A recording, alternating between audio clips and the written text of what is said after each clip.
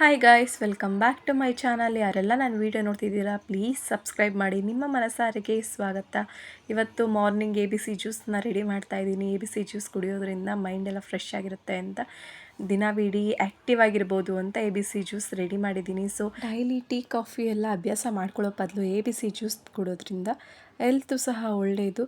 So try ಮಾಡಿ, ಯಾರಾದರೂ tea ಕಾಫಿನ ಅಡಿಕ್ಷನ್ನ ಬಿಟ್ಟು ಒಂದ್ಸರಿ ಟ್ರೈ ಮಾಡಿ ನೋಡಿ, ಚೆನ್ನಾಗಿರುತ್ತೆ.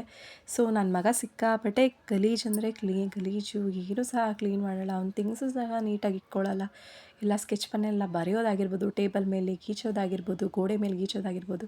ಸೊ ಅವನಿಂದ ಸಿಕ್ಕಾಪಟ್ಟೆ ಕೆಲಸ ಇರುತ್ತೆ, ಮನೆಯೆಲ್ಲ ಕ್ಲೀನ್ ಮಾಡ್ಕೊತಾನೆ ಇರಬೇಕಾಗುತ್ತೆ. ಸೊ ಈಗ ಅಡುಗೆ ಮನೆ ಎಲ್ಲ ಕ್ಲೀನ್ ಮಾಡ್ಕೊತಾ ಇದ್ದೀನಿ. ಅಡುಗೆ ಮನೆ ಕ್ಲೀನ್ ಮಾಡಾದಮೇಲೆ ನೆಲದ ಮೇಲೆ ಸ್ಕೆಚ್ ಪೆನ್ನೆಲ್ಲ ಗೀಚಿರ್ತಾನೆ, ಅಂಡಿರ್ತಾನೆ, ಅದನ್ನೆಲ್ಲ ನೀಟಾಗಿ ಒರೆಸ್ಕೊಂಡು ಕ್ಲೀನ್ ಮಾಡ್ಕೊತಾ ಇದ್ದೀನಿ.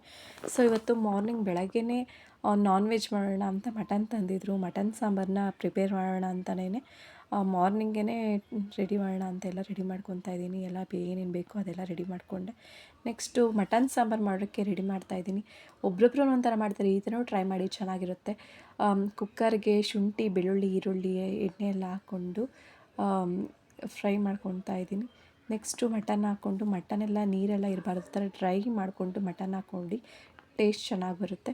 ಸೊ ಮಿಕ್ಸರ್ ಜಾರ್ಗೆ ಶುಂಠಿ, ಬೆಳ್ಳುಳ್ಳಿ, ತೆಂಗಿನಕಾಯಿ, ಕೊತ್ತಂಬರಿ, ಪುದೀನ, ಟೊಮೆಟೊ ಇಷ್ಟೇ ಆ್ಯಡ್ ಮಾಡಿಕೊಂಡು ರುಬ್ಕೊಳ್ಳಿ, ಚೆನ್ನಾಗಿರುತ್ತೆ. ಸೊ ಮಟನ್ನೆಲ್ಲ ನೀರೆಲ್ಲ ಡ್ರೈ ಆಗಿದೆ, ಚೆನ್ನಾಗಿ ಫ್ರೈ ಆಗಿದೆ. ಅದಕ್ಕೋಸ್ಕರ ಸಾಂಬಾರು ಪುಡಿ ಹಾಕ್ಕೊತಾ ಇದ್ದೀನಿ. ಎಲ್ಲ ಒಬ್ಬರು ರುಬ್ಬಕ್ಕೆ ಹಾಕ್ಕೊತಾರೆ, ನಾನು ಡೈರೆಕ್ಟಾಗಿ ಮಟನ್ಗೆ ಹಾಕ್ಕೊತಾ ಇದ್ದೀನಿ. ಈ ಥರನೂ ಟ್ರೈ ಮಾಡಿ, ಚೆನ್ನಾಗಿರುತ್ತೆ.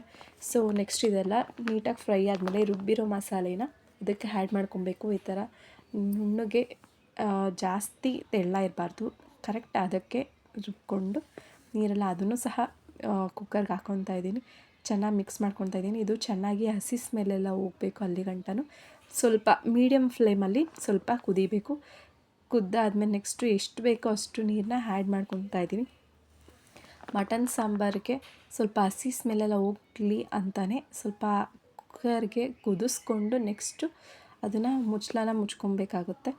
ಸೊ ಕೊತ್ತಂಬರಿ ಪುದೀನಾನ ಮೇಲೆ ಹಾಕ್ಕೊಂಡು ಚೆನ್ನಾಗಿರುತ್ತೆ, ಇದು ಫ್ಲೇವರ್ ಚೆನ್ನಾಗಿರುತ್ತೆ ಅಂದ್ಬಿಟ್ಟು ಕುಕ್ಕರ್ಗೆ 3 ವಿಶಿಲ್ ಬರಬೇಕು. 3 ವಿಶಿಲ್ ಬರೋ ಗಂಟ ಕುಗ್ಗಿಸ್ಕೊಂಡು ಸೊ ರೆಡಿ ಆಗುತ್ತೆ ಮಟನ್ ಸಾಂಬಾರು. ನೋಡಿ, ನಿಮಗೆ ಕಲರೆಲ್ಲ ಗೊತ್ತಾಗುತ್ತೆ.